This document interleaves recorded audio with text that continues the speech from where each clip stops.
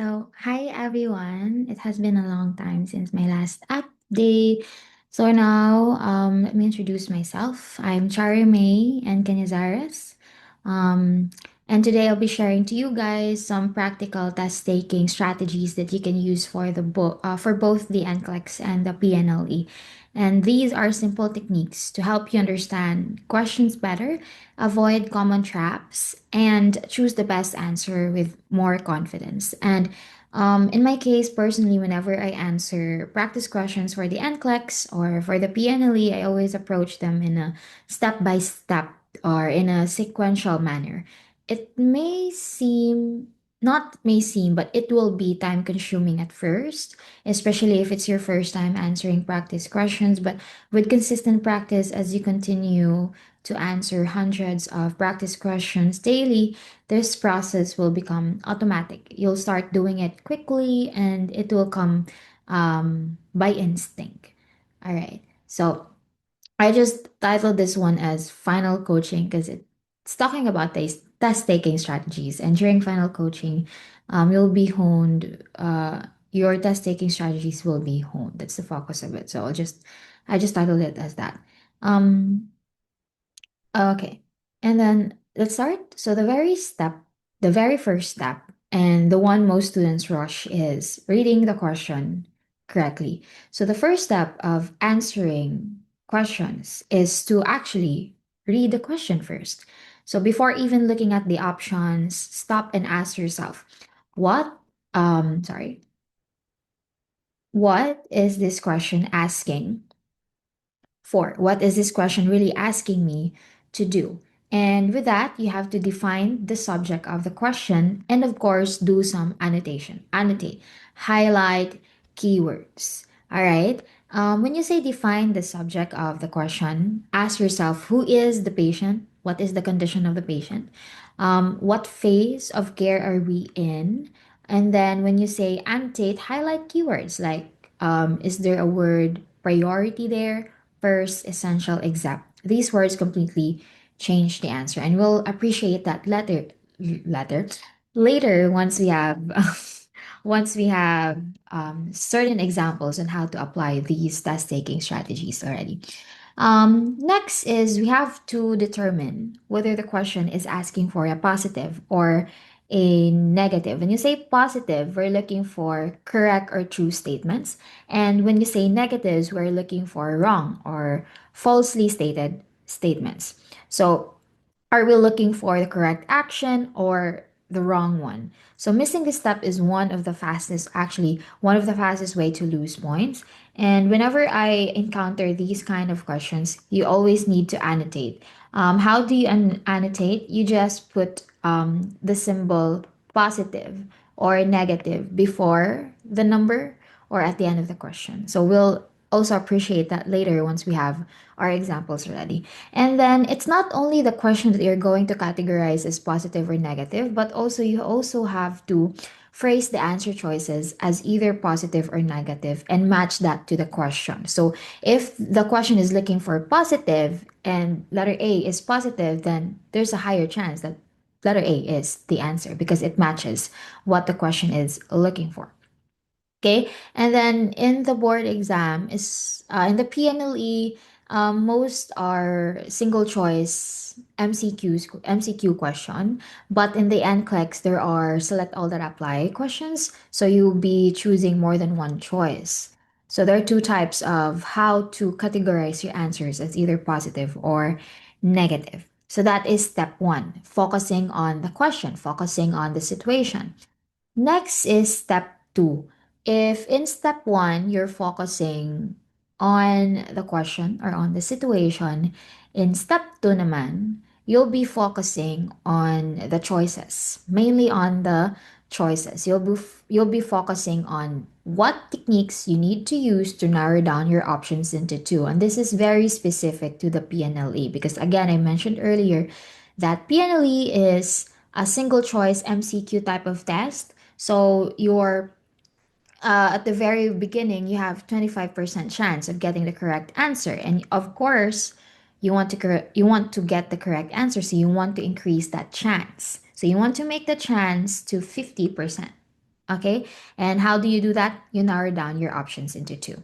So there are different ways, there are different techniques that we can use to narrow down our options into two. We have elimination, of course. Elimination, you just eliminate the option that you're sure is incorrect. Yin yang naman, it's when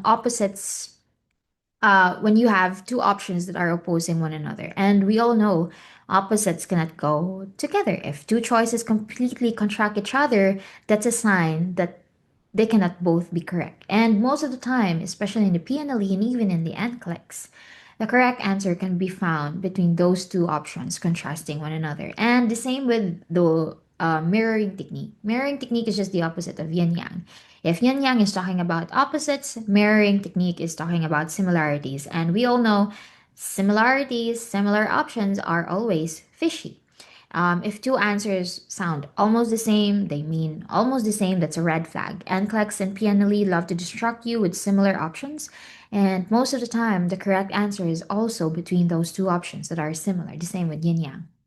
And this is new, the point system, but as I have observed, you can only apply this one in the PNLE. And sometimes I only use this one as a last resort because it does not really apply to every question that you encounter. So it's kind of very risky to use. Okay, so about the point system, if one part of the answer is wrong, the main gist is if one part is wrong, the option is automatically correct. Okay? I mean, if one if one part of the answer choice is wrong, the option is automatically wrong. Sorry. And the last two techniques we have here is that if all seem true, of course, it's very common in PNLE, I mean, in nursing exams in general, there are instances, several instances, in which all options seem to be true or correct. So, what do you do? Actually, that can happen. All options can be correct, but how do you get the correct answer? Just choose the more specific option. Thus, just choose the more objective option. Just choose the least invasive option. And we'll appreciate that later as we go through the discussion of test taking strategy. So if it's a battle between specific versus general, you choose the more specific one, so on and so forth. However, options look if the options look negative, meaning all options seem to be false, all options seem to be incorrect, incorrectly stated, just go for the greatest evil one. Go for the um most wrong one or the one that could really kill your patient. Okay. All right. So if those test taking strategies, those techniques that we have mentioned earlier, that I have mentioned earlier, does not really work or are not really enough, we move on to the second part of our step two, and it's more on prioritization. They can be used together, but if you're talking about prioritization in which you need to prioritize, we have our prioritization toolkit here, and it's made of 4 steps. Okay, it's made of 4 steps. So this tool is done in steps. However, what's unique about it is that you do not use these steps simultaneously, if you know what I mean. If step one does not apply to the question, you move on to step two. That's just it. If step two does not apply, you move on to step three. And if step three does not apply, you move on to step four. So you choose the step that applies to the question that you are reading. All right. Okay, so let's start. Let's start with the test taking strategies together with the examples. So step one, um, read the question, right? So ask yourself, what is this question asking for? Define everything. Define the subject of the question. And when you say define everything, when you see certain numbers or numerals or numerical values, put always, never forget to put Um, Never forget to put implications, implications on numbers. Okay, never forget to put implications on numbers, and always put it in your own words. Use your own words. And then annotate, highlight keywords. What are the keywords that we're looking for? For example, essential, for example, the keyword first and priority. Okay, we have an example here. Okay, a nurse is caring for a client receiving digoxin. That's your subject. The client's most recent serum digoxin level was 2.5 nanograms per ml. We have a numerical value here. Which of the following essential nursing actions should the nurse take? Select all that apply. So we will try to answer this question even without the choices yet, okay? What is this question asking us for? It's asking us for the proper administration of digoxin, right? So the client's most recent digoxin level was 2 nanograms per ml. So there's a value. And let's try to translate that value. What does that mean? So when you say digoxin level, the normal value there is between zero point 0.5 to 2.0 nanograms per ml. So when you say 2.5, when the patient has reached the level 2.5 nanograms per ml, that would mean yes, toxicity. Digoxin toxicity. So, we are the subject, our final subject of the question is digoxin toxicity. The question here is asking which of the following essential nursing actions should the nurse take? So, the keyword here is essential. Are we looking for a correct action or an incorrect action? We're looking for the correct action. So the action we need to take here is the one that will address digoxin toxicity. How do we address digoxin toxicity? So when you read the options later, you will be looking for the options that will address digoxin toxicity. Okay? Now let's move on to step one, part B. Look for positives, correct, true, or negatives, wrong, or false. So when you say true, what are the keywords here? The keywords here are understanding, um, actions I want to take, like that. Actions I want to take. Of course, we have the word essential, and they can be very straightforward as well. They will just use the word correct. Okay, correct. And when you say negative, the keywords are these: requires, intervention. What else? Requires, follow up. What else? They can be also straightforward as well. They can use the word false. They can also use the word incorrect. What else? Except, of course, the very common one, the one we always find, except, or what else? Requires further instruction. Further instruction. Something like that. Okay, so let's look at the question. Let's go back to the question without the options yet. Okay, again, in step one, we're still looking into the question, not the option. So, when we say look for positives or negatives here, what is our keyword? It's the word essential. And essential here is positive, right? It belongs under the category positive. And next step is to phrase the answer choices. So this part of step one is we will briefly look into the option. So if the question is positive, meaning it's looking for the correct statement, let's look at the options. Okay, so this one is select all that apply, but this is designed or constructed to fit the PNLE way. Okay, because we still have our options here E, B, C, and D. All right, so let's look at the options. So phrase the answer choices as positive or negative, okay, to match our question. Okay, withhold, decline, schedule dose. What was our subject? It was digoxin toxicity, right?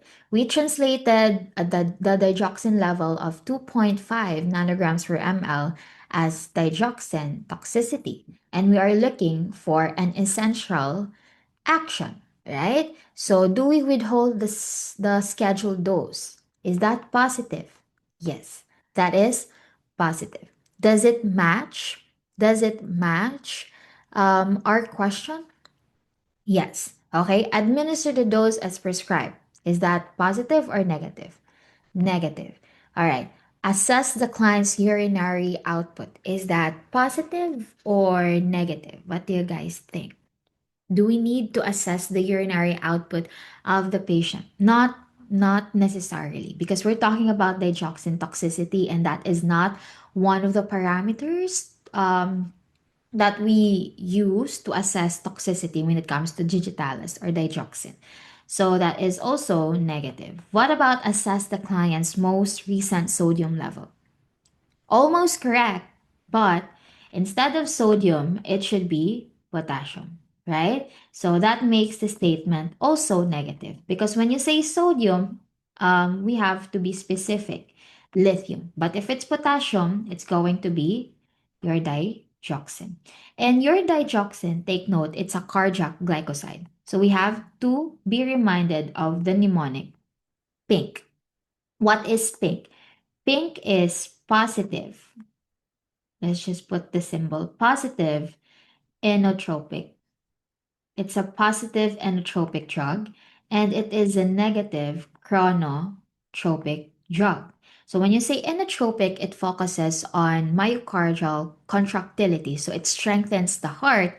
But when you say chronotropic, it's focusing on the heart rate. The chrono here, HR, that's the heart rate.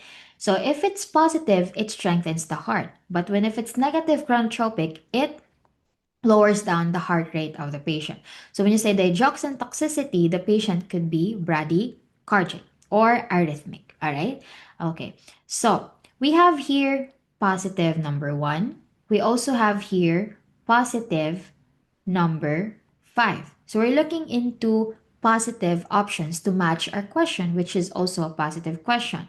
So what option matches the question? Is just one and five. So our answer here is going to be 1 and 5. I hope I am making sense. All right. Okay. Let's move on now to our step 2.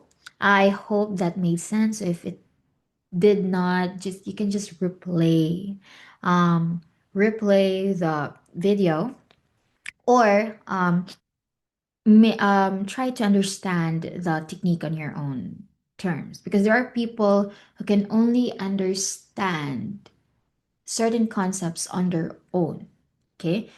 Also like that sometimes. Okay. Step 2. Now we're now going to focus on the options. Use techniques to narrow down options into two. Our first option here is elimination. When you say elimination, eliminate the option that you're sure is incorrect. And this is the time that I'm going to say, I don't have any space to write it here. I'm just going to say, if you know one of the answer choice is wrong, eliminate it from the get-go. Trust your gut. You do know this material. You have to trust your gut. Take it one answer choice at a time and slow down. That's why whenever I answer the NCLEX or the PNLE, I only read the question twice and answer it once. So after reading it twice, if I cannot answer it, I will leave it blank. I do not put an answer. But once I have put an answer to that question, I no longer go back to it, because the more that I review the question after answering it, the more that I will get it wrong. That's what I have realized or learned while I was practicing a lot of practice questions while still reviewing for the PNLE and the NCLEX. So you really have to trust your gut, because you have trust yourself, because you have already studied the concept. Your body knows, your mind knows the correct answer. Your body knows, your mind knows the concept already by heart. It's just you doubting yourself. So always trust your gut. If you're not really sure, trust your gut. Go with your gut. And always take it one answer choice at a time and slow down. Okay, we have here an example. The nurse is caring for a 50-year-old client with a history of aplastic anemia, reporting significant weakness and dyspnea in the medical surgical unit. The physician ordered to transfuse 1 pack RBC. The nurse plans to administer the units of blood with.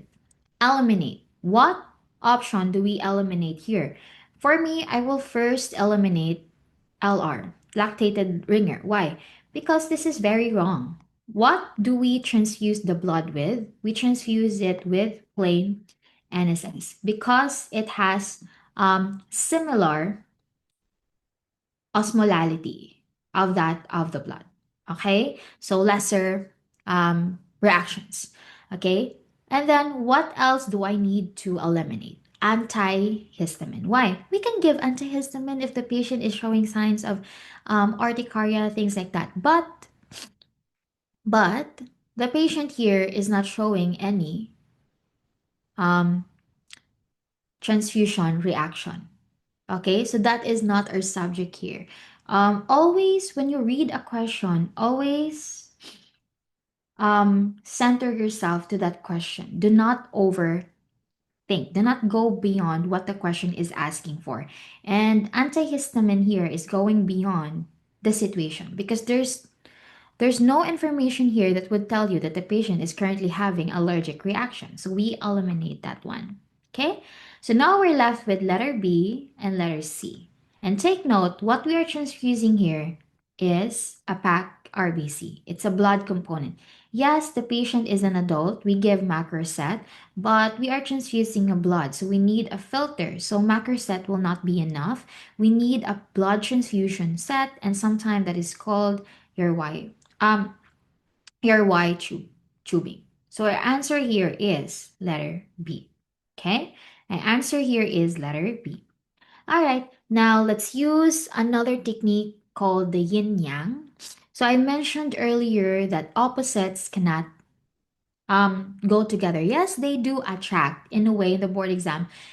Opposites attract you because it will give you a sign, oh, maybe the answer is between these two options here opposing one another because that's the yin yang technique. Opposites cannot go together. You cannot hold the dose and administer the dose. Okay? You cannot make the patient NPO and offer small frequent meals. You cannot increase the rate and decrease the IVF rate. You cannot apply heating pads and turn on a fan. Okay? The client cannot be both bradycardic or tachycardic. The client cannot have a prolonged and a shortened PR interval.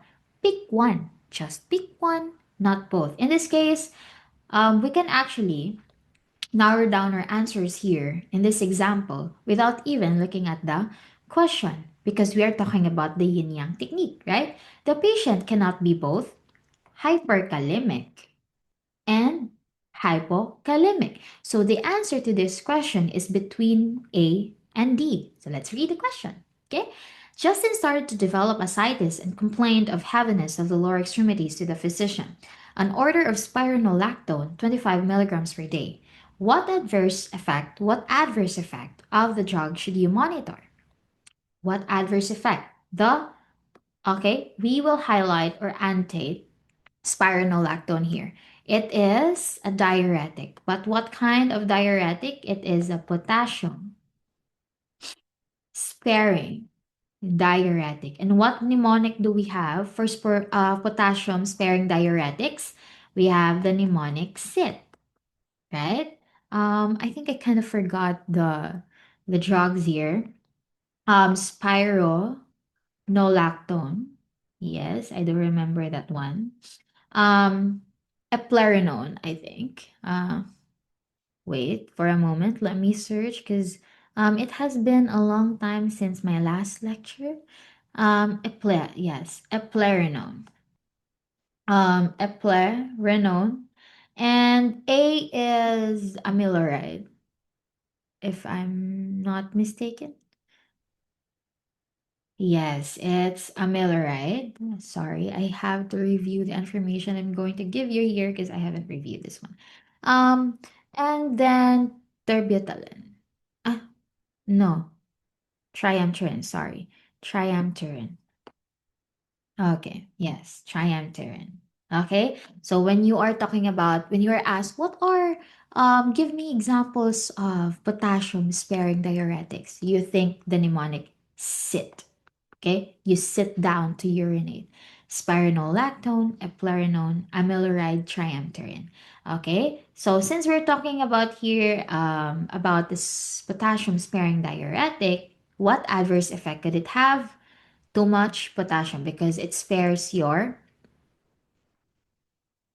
potassium. So our answer here is going to be hyperkalemia, right? It's going to be hyperkalemia. Okay, now let's move on. Okay, let's move on to another example for our yin yang technique. Example, Carlo is suffering from Berger's. How do you read that one? We read that one Berger's disease. He has been complaining of intermittent claudication of the lower extremities, which has been giving him so much discomfort. What is the best nursing action to address the patient's complaint? How do we answer this one? Let's narrow down our options first before we get the right answer. Place affected extremities in a dependent position, below the heart level. Okay? All right. Elevate affected extremities above heart level. So, let's just conclude that the answer could be between A and B because they're opposing one another. Now we're talking about Berger's disease. And take note, Berger's disease is a peripheral arterial disease. And when you say arterial disease, there's something wrong with the patient's arteries. So, what is the normal function of the arteries? It just transport blood. It transports blood. Your arteries transport blood away, away from the heart. Okay? Normally, your arteries want to bring your blood away from the heart.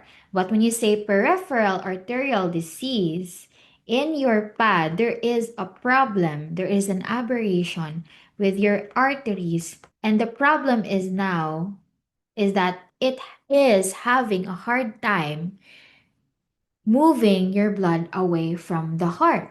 So when you say the discomfort in a patient with Berger's disease, how do we alleviate that discomfort?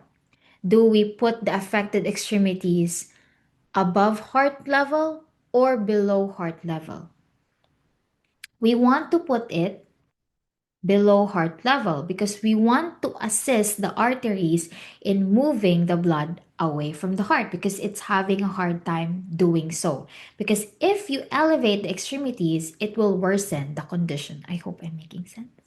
Okay, that's it. So if you say peripheral arterial disease, always the action there is to always put the extremities below heart level to assist the blood to move away from the heart. But when you say peripheral venous disease, if it's a problem with the veins, you elevate the affected extremities because veins it brings the blood towards back towards the heart. And if there's a problem with your veins, they're having a hard time moving the blood towards the heart. So you want to assist them. You want to assist them in moving the blood towards the heart. So you elevate to move it back to the heart. Okay, I hope I'm making sense. All right. Okay.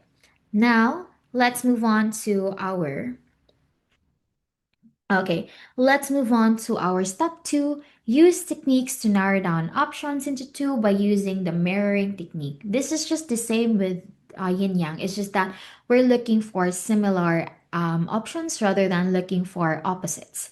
Okay, so the patient has been receiving digitalis 0.25 milligrams per day to regulate his heart. which would indicate that this medication is achieving its desired effect. So digitalis, that's your digoxin, that's your cardiac glycoside. It's given to patients with heart failure. And take note, patients with heart failure, they have fluid retention. So when you say it's achieving its desired effect, what do we answer? So we have here similar options A and B because they're talking about elimination, right? They have two similar or the same words, elimination. So when you say fluid retention is the problem with heart failure and the medication given to them is digitalis, what would be the desired effect? Is it urine elimination or bowel elimination? Which one more relates to fluid retention or to fluid? That's your letter A, increase urine elimination. Okay. Um, these type of questions is applicable in PNLE. Okay. Another example for mirroring. Another example for mirroring is a patient is admitted with symptoms of right-sided heart failure. So when you say right-sided heart failure, the sign and symptoms will be systemic, right? Because if it is left-sided heart failure, the symptoms are going to be pulmonary, right? Okay, so which of the following is the best indicator of effective fluid balance management? So which here are, since we're talking about mirroring technique, which here are similar? We have A and C because they both have the word decreased and decreased, right? Decreased peripheral edema, decreased jugular vein distension, and between the two, they both of them seem correct because we're talking about right-sided heart failure, right? And it should be systemic. But the one that is more specific here, the one that is nearest to the heart here is letter C, decreased jugular vein distension. So the answer there is Charlie. All right, now let's have the point system. Okay, so let's start. Okay, let's continue with point system. So in point system, if one part of the answer, the main gist here is that if one part of the answer of that answer choice is wrong, that is automatically wrong. But this one applies somehow most of the time in PNLE. Okay, so how do we use the point system? It's not just looking into which part of the answer is wrong, but it's more on giving points, scoring it. So you can call it point system or score system. Okay. It's this one. If if that specific word within that answer choice is correct, you score it with one. Sure, correct. If you're very sure it's correct, okay? If you're very sure and it's negative, it's wrong, it's going to be um it's going to be zero, sure, wrong. I'm just going to state it that way. And then if it's going to be between correct or wrong, you're not really sure, you just put 0.5. That is unsure. So how do we use this one? We use it like this, okay? A client suddenly develops SIAD, that's your um, syndrome of inappropriate antidiuretic hormone, meaning you have too much antidiuretic hormone. It means you cannot urinate, antidiuresis. Too much antidiuresis, okay? After undergoing cranial surgery, which manifestation should the nurse expect to see? All right. So let's look at each option and then let's try to score them. Okay? Let's try to score each option we have here. Here. Letter A, edema and weight gain. Is there edema in SIAD? If you know what SIAD is, you would know that there is no edema there. Why? Because in SIAD, your ADH hormone, your ADH, it's a hormone itself. It brings water, it promotes water reabsorption and brings water into your intravascular space. Okay? It only brings water in your intravascular space back to your blood vessels. And it does not bring it anywhere else. It does not bring it to your interstitial space, nor does it bring it to your intracellular space, but specific to your intravascular space. So if that is the case, it does not result to edema because when you say edema, there is fluid in the interstitial space. And in your SIAD, there's no fluid in the interstitial space, only in the intravascular space. So no edema here. Okay? So if you're like me who knows that, who is already aware of that, you're going to answer 0 for edema, right? But if you if you th- like I'm gonna say this. How am I gonna say this?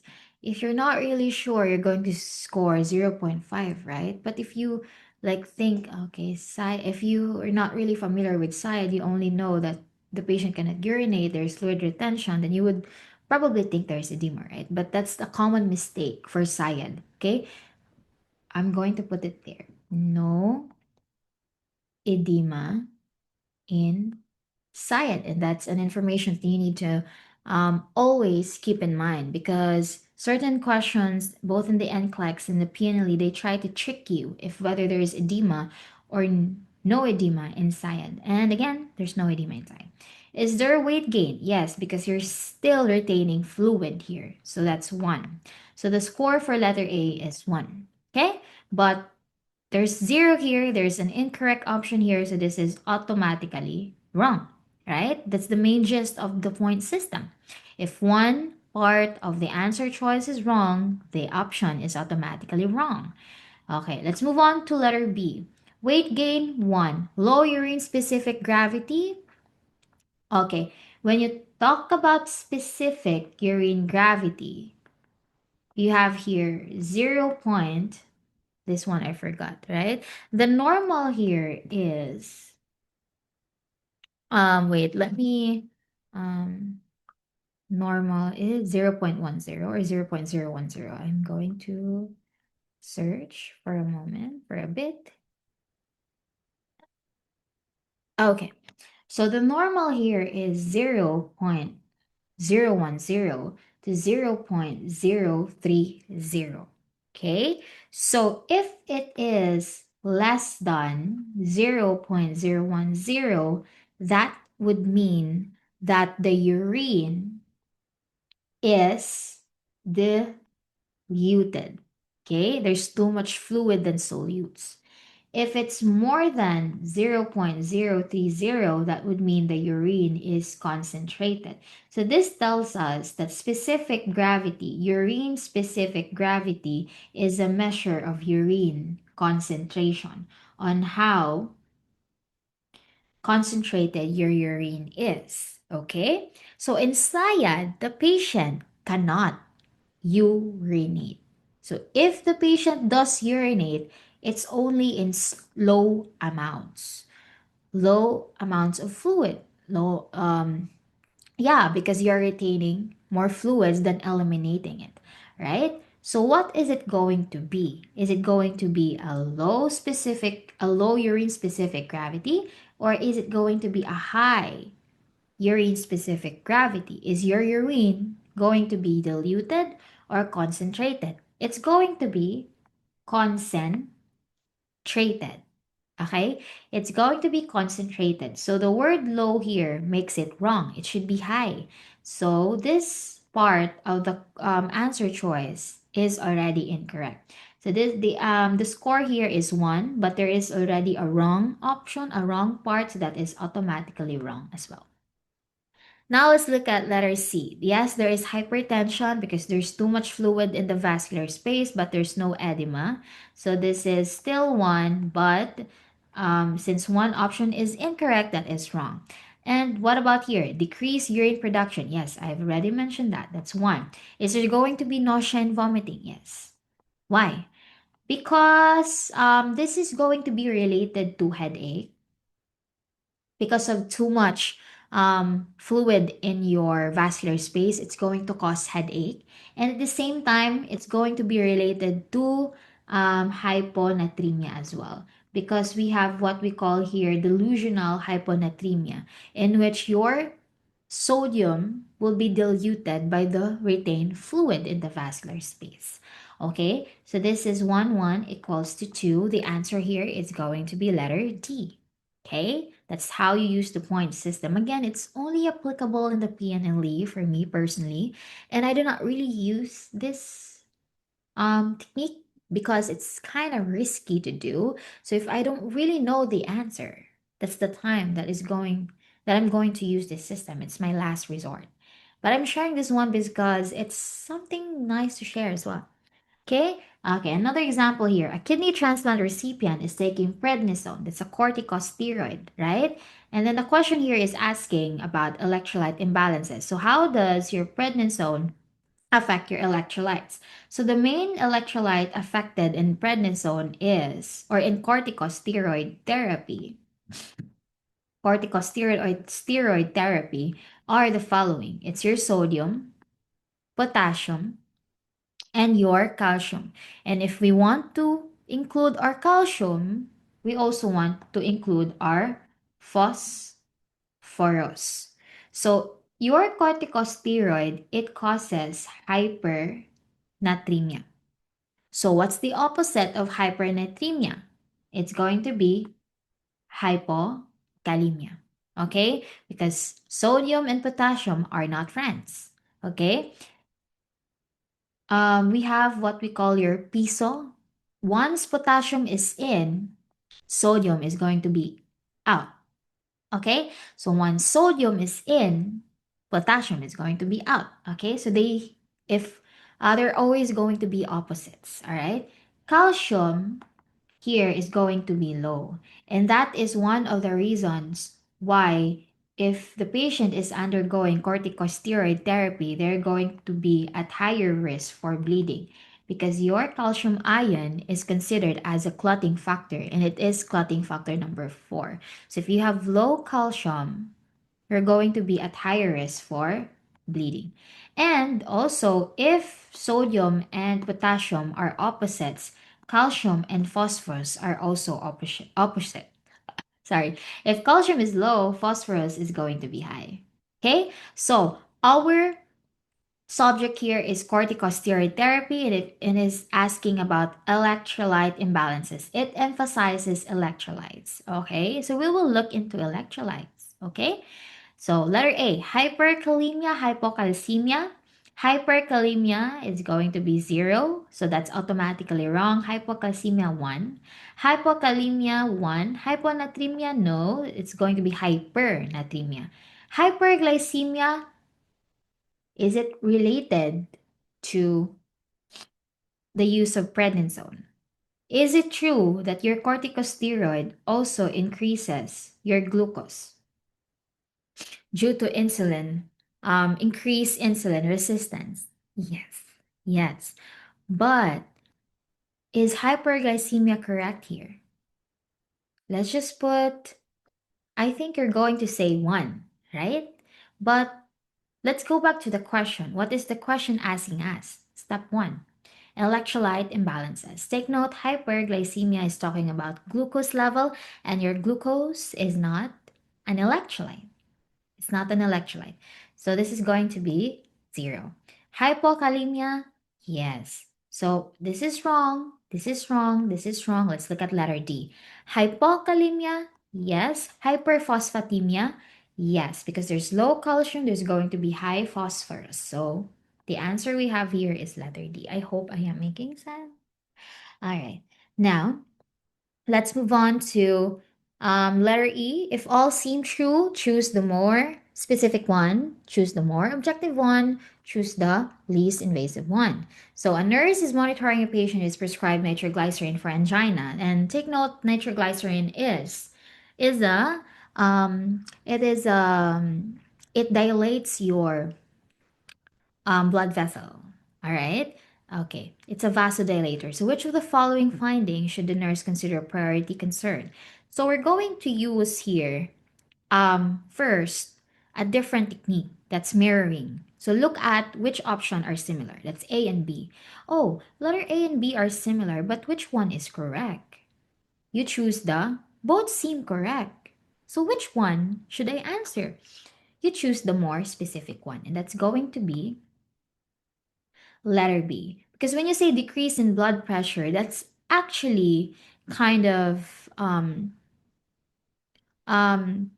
not really clear because the patient's blood pressure could already be high. So if it decreases, that could still be normal. But if you're going to say blood pressure of 80 over 50, that is already hypotension. That's below normal. Okay?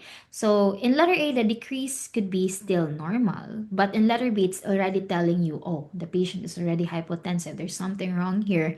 This is a priority concern that we need to look into. So I will answer that one, letter B. Okay, another example, the same technique. The nurse in the psychiatric unit notes that a client with paranoid schizophrenia is yelling and blocking the television. Other psychiatric clients around him are getting angry. What is the most appropriate action of the nurse? So, this is going to be a battle between which one is least invasive and which one is more invasive. Letter A is very invasive. That is going to be your last resort. It requires a doctor's order, so we automatically eliminate that one. Escort the clients, other clients from the day room. Okay, letter C is also invasive. That's a form of chemical restraint as well. Letter A, it could be physical restraint, but letter C is also a form of restraint, so we eliminate both A and C. So we're left with B and D. So which one is the least invasive one between the two? It could be B, it could be D, but which one is the least one? It's letter D, right? The answer is letter D. Okay, no, a different example for a different technique. If looking for a negative option, go for the greatest evil one. So based on the initial assessment admission, the nurse is looking for positive manifestation of appendicitis, meaning we're looking for expected sign and symptoms, meaning they're not really, how do you say this one? They do not, these symptoms do not alarm you, but these symptoms would tell you that you should be suspecting appendicitis, but not really symptoms that should alarm you, not emergency symptoms. So which one here is the greatest evil one? All are negative because all are signs and symptoms of appendicitis, but you'll be alarmed if the patient is showing signs of thrombocytopenia. That is not unexpected finding for appendicitis. So we answer that one because that's the greatest evil one. Another example, okay, a 65-year-old patient with a history of symptomatic bradycardia is scheduled for pacemaker insertion. The nurse is reinforcing health teaching about the device. Which of the following statements about pacemakers is, there's the word here, incorrect? Okay, all answers here um may seem wrong or answers that you do not really know if it's correct or no, correctly stated or not correctly stated. But which one here is the greatest evil?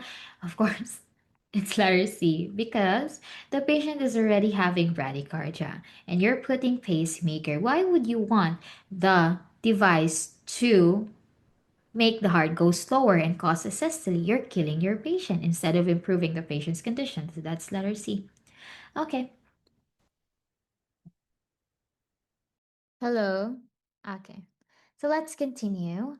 Let's continue with the second part of step two because there are times in which those techniques that we have mentioned earlier are not enough to be used. So we're going to be encountering several prioritization questions. And in order to approach this kind of questions, especially in in NCLEX and in the PNLE as well, is that we're going to have or we have to bring all the time with us our prioritization toolkit, and this comes in a series of actually steps that we can use in order for us to know how to prioritize um, and get the correct answer that we're looking for. Okay, so here is your prioritization toolkit, and it comes um, through a series of steps. It comes through a series of steps here. We have here, as I mentioned earlier, this is using this toolkit is a unique way of doing it because you do not use these steps simultaneously, but you only use one step at a time. So if the first step does not apply to the question, Then you move on to the second step, so on and so forth. Okay, let's start immediately with the first step, which is your ABC. So ABC, we do not really need to move on to ABCDE. We can just focus on ABC. ABC, airway, breathing, and circulation. So I think we are all familiar with these terms, right? But let's just review, what does airway mean? What does breathing mean? What is included under circulation? So when you say airway, it includes your FBOW, your foreign body um, obstruction in the airway, foreign body airway obstruction, something like that. Let's just put that as FBOW, okay? And then you also have, yeah, obstruction, edema, inflammation in your airway. What else? Aside from inflammation, the presence of um, uh, a mass, okay? And then the goal here, always remember, is to make the airway patent. Make airway patent. That's the main goal here. Nothing else, nothing more. Okay? No patent airway if you cannot make the airway patent by repositioning the patient. You have to, of course, intubate and make an incision, tracheostomy. But of course, the doctor will do that. We cannot, in the Philippines, we cannot perform intubation. In the US, in the NCLEX, you have to be specially trained for you to be able to intubate as a nurse. Okay? All right. Breathing. For breathing, what are the keywords under breathing? We have RR, that's your respiratory rate. If the RR is sufficient, is it shallow? Is it too deep? And then breath sounds. Is it bilateral?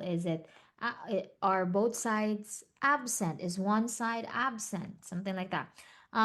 Good air entry. Can the air enter smoothly? Is breathing sufficient to support oxygenation? If you need to breathe for them, always try to assess if you need to breathe for the patient. And when I say the need to breathe for them, the use of BVM or the use of course, your ventilators. What else? Oxygenation. Oxygenation. Do we need to use a cannula? Do we need to put the patient under ototherapy? Do we need to use a CPAP or a INV? Something like that. An IV, something like that. Okay? That's for oxygenation under breathing. Okay? An example for this one is that airway is patent. Okay?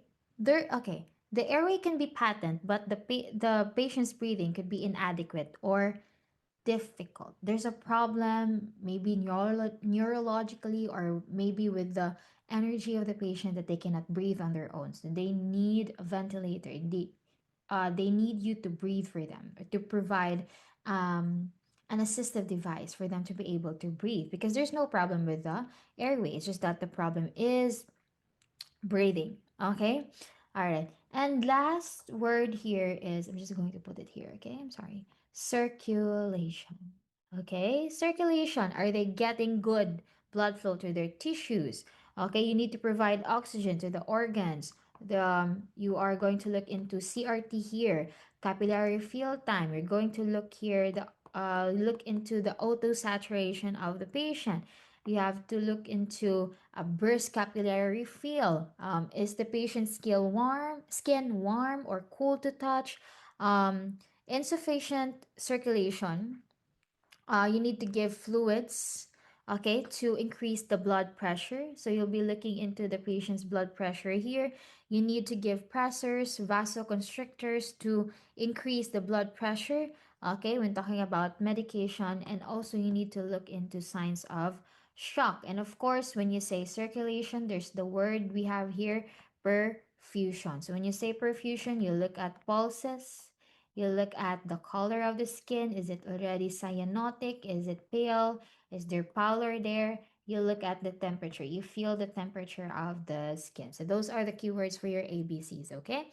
So let's try to apply the ABC technique in one of our examples here. Okay, the nurse is assessing a 4-year-old patient who was sent to the ED from urgent care.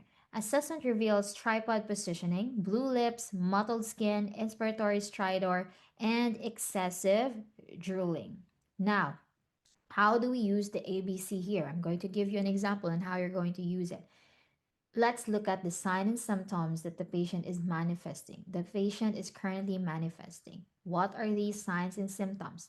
Tripod positioning. The patient is having trouble breathing. That's why they position themselves in a tripod positioning for them to be able to breathe. Okay, so that is a problem with breathing. Is that our priority? Yes, but only second to airway.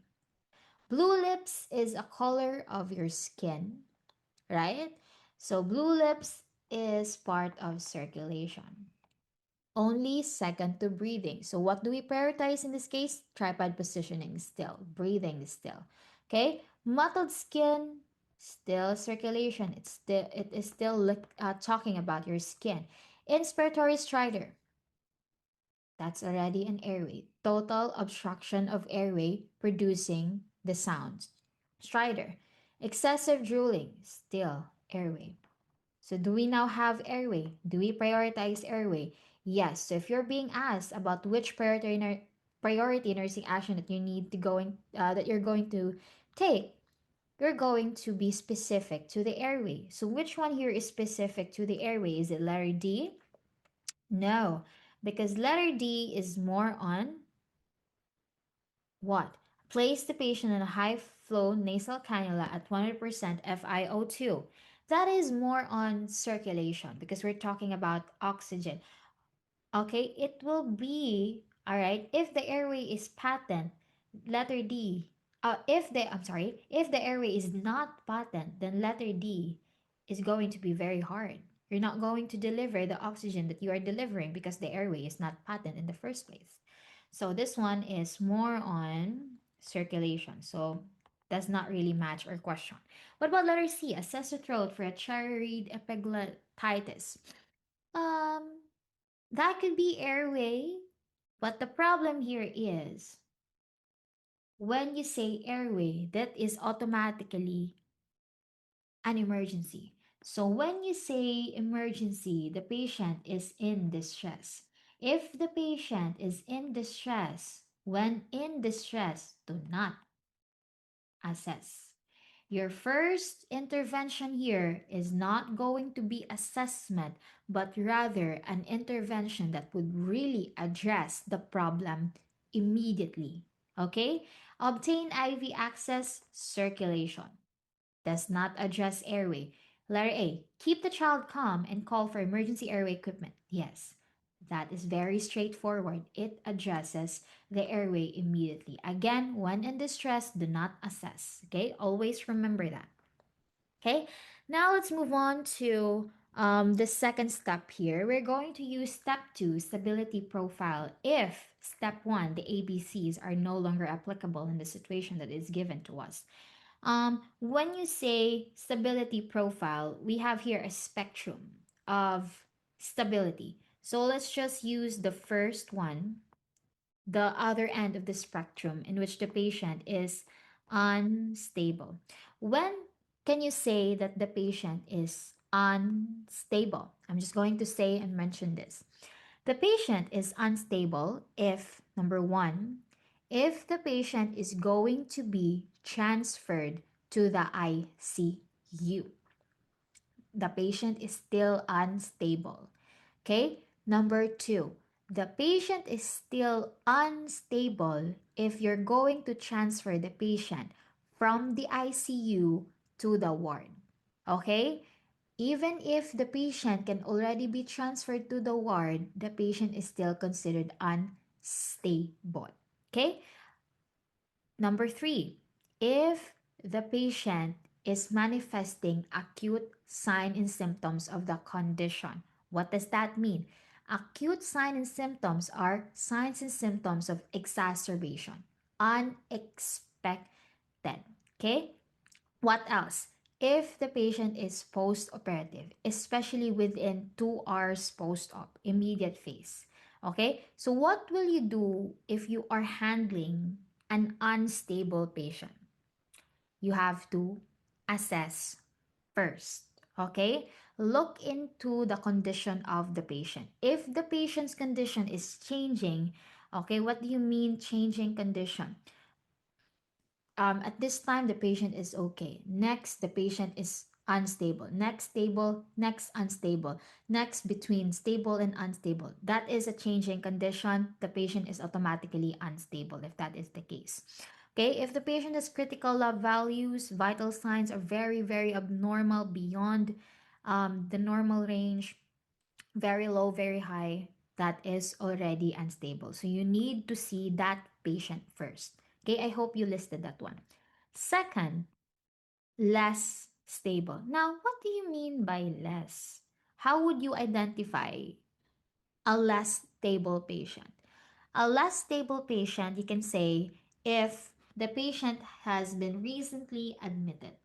If the admission is still recent, less stable. Not really unstable, but less stable. Okay? For example, the patient has stable vital signs. The patient is okay. But when you look at the history, the patient has just been recently admitted to the institution. The patient is less stable and not stable. Okay? What else? New onset chest pain, new onset headache, new onset pain, wherever that is, less stable.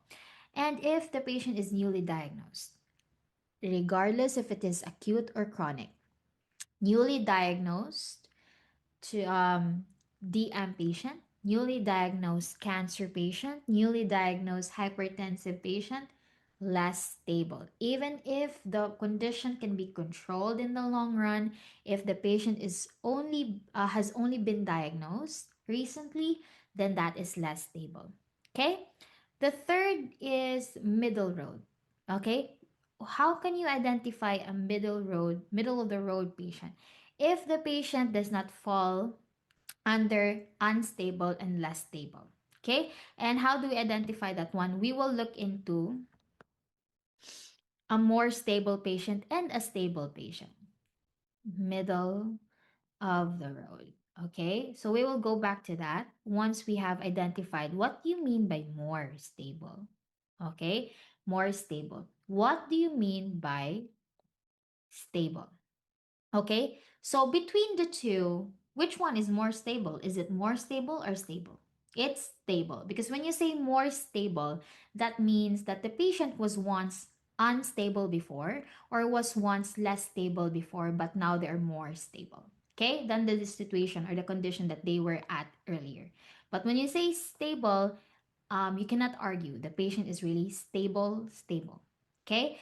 Yeah. So when you say more stable, a little more stable than being less stable, that is what it means. So, expected findings, there's a condition, but the findings are expected related to the disease. For example, just for example, appendicitis. What are expected findings of appendicitis? Let's just say Blumberg sign. Let's just say nausea and vomiting. Let's just say um, pain, right? Pain and at your McBurney's point. Those are expected findings, right? Rebound tenderness. That is a less stable patient. When can you say that the patient, I mean, that is a more stable patient, but when can you say that the patient is already unstable? Once there is, or there are signs and symptoms of hypotension and signs and symptoms of peritonitis and rupture of the patient's appendix. Okay? Because those are not expected findings of appendix. Okay? Again, one, can you say that the patient is more stable if the findings are expected? Chronic conditions but not newly diagnosed. So if they have been managing their condition already, but they're not newly diagnosed. But because if they're newly diagnosed, then that is automatically less stable. Consistent lab values may it be abnormal or normal, but they are consistent. They're not changing. So a more stable patient is a patient with an unchanging condition. There is something wrong still. There's a problem that you need to address, which is that the condition is unchanging. The vital signs, the lab values are consistent. Okay? When can you say that the patient is stable? Totally stable. Okay? Prepare for discharge. The patient is okay. The lab values are consistently normal. The vital signs are consistently normal. Okay? Assigned to the float RN, assigned to the new grad RN, unchanging, expected results. We would anticipate a change in their condition. We would not anticipate a change in their condition anytime soon. The patient is totally stable. So if the patient does not fall under unstable, less stable, more stable, stable, then then the patient is middle of the road. Okay, the patient is middle of the road. Okay, now let's try to use the stability profile. In our example here, the nurse receives a report on the following four clients. Which of the following should she assess first? Then let's use our stability profile. Let's look into each option individually. Letter A, a 27-year-old admitted for an asthma flare up that is being discharged today. Discharged today. The patient there is, our keyword there is, I always tell this to my students before, both in the NCLEX and in the PNLE, that in the PNLE and the NCLEX, it's just keyword, keyword. You're going to get the right answer if you know how to look, if you know how to locate the keywords. So the keyword here is discharge, and that is a keyword for a stable patient. So do we assess the patient first? No. A client newly diagnosed with TIDM, newly diagnosed, that is less stable, right? A newly admitted 38-year-old with a downtrending hemoglobin in a most recent level of 3.9. Newly admitted could be less stable, right? But you need to look into the downtrending hemoglobin. The patient's condition is changing. Why can you say it is changing? Downtrending. It's currently happening. It's currently decreasing hemoglobin. And the most recent level pa is 3.9. That's too low. So the patient there is unstable. All right? A client with COPD whose ABG results are, okay, you can tell the patient is acidic, right? There's respiratory acidosis, COPD. Is that expected or unexpected? That is expected. So the patient here is dealing with a chronic condition with expected findings of that condition. So the patient here is more stable. Okay? So our answer here is who are we going to assess first? It's going to be letter C. Okay? All right. Now let's move on to our third step here, which is your Maslow's hierarchy of needs. So there are five um, components of Maslow's hierarchy of needs, if I'm not mistaken. The first priority there is physiological needs. What do you mean by physiological needs? Basic needs. What are our basic needs? Water, food, air. Okay, nutrition. All right, that's it. That's the first thing you need to prioritize. Second priority would be safety and security. Okay? So, one thing about how I differentiate physiological needs and safety and security is that physiological needs is really focused on your physical needs. When you say safety and security, it's more on your psychological needs, other than your um, other than your need for shelter. It's more focused on your consciousness and physiological aspects. So it's looking into um, your psychosocial aspect, your psychosocial entity. It's looking into a change in your level of consciousness. It's more focused to on safety. Is there a risk for falls? Is there a risk for bleeding? The problem is still not there, but there is are risks. There are risks. So that's your second priority. Third priority is love and belongingness. Love and, sorry for my handwriting. Love and belongingness. And fourth priority is going to be self-esteem. Okay. And then fifth priority, um, self-actualization. I'm sorry. Self-actualization. Yeah. Okay. All right. Okay. Let's try to look into our examples here on um how we're going to apply the Maslow's hierarchy of needs. So the nurse is caring for a client who intentionally overdosed on amitriptyline. Amitriptyline is a what? It's an antidepressant, right? Could have physiological causes. So amitriptyline is an antidepressant, right? And what action should the nurse prioritize here? So, okay. So, what you need to do here is you need to look into which one you should prioritize first. Okay, so ABC here we cannot apply, stability profile here we cannot apply, Maslow's hierarchy of needs we can apply. So all answers here are actually correct. Yes, you should establish a therapeutic relationship. Yes, you should also determine the reasoning of the overdose. Yes, you should request a prescription to consult psychiatry. But which one should you prioritize? It's letter A because it's focusing on the physiological need of the patient. Obtain a 12 lead electrocardiogram. Let me review if amitriptyline is really an antidepressant because I also forgot. Yeah, it's a TCA. Yeah. I have not lectured for months already because I'm trying another side of my career. Okay. Yeah. Okay, let's proceed to the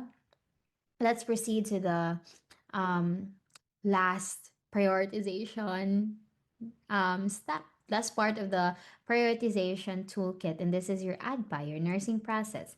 I don't think I need to elaborate on this one. ADPA assessment, right?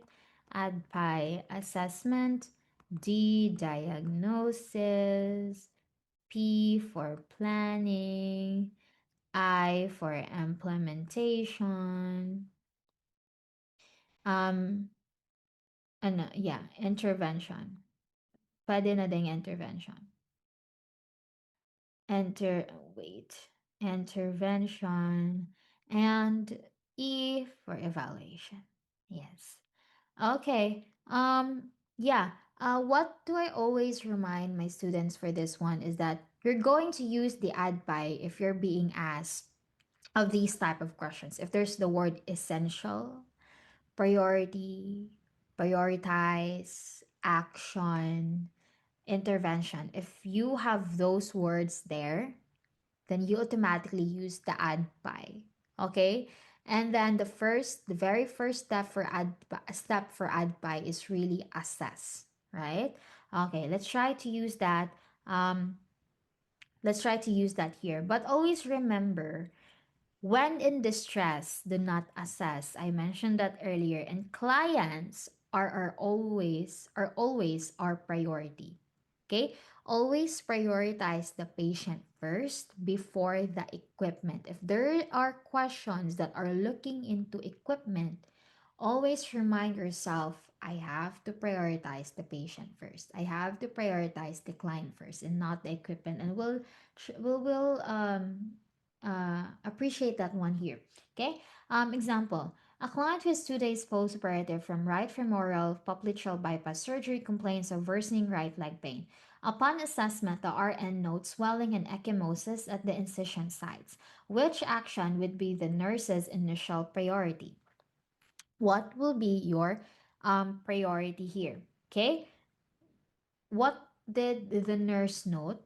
Swelling, ecchymosis at the incision site. And if you have to use the add by, you have to start with assessment. Did the patient here assess already? Yes, because the she has already noted swelling and ecchymosis kasi. Um, but do we need to assess Further, yes. And how do we do that? Letter B. Palpate, pedal, pulses. But letter C is also talking about assessment. But take note, the patient here has worsening right leg pain.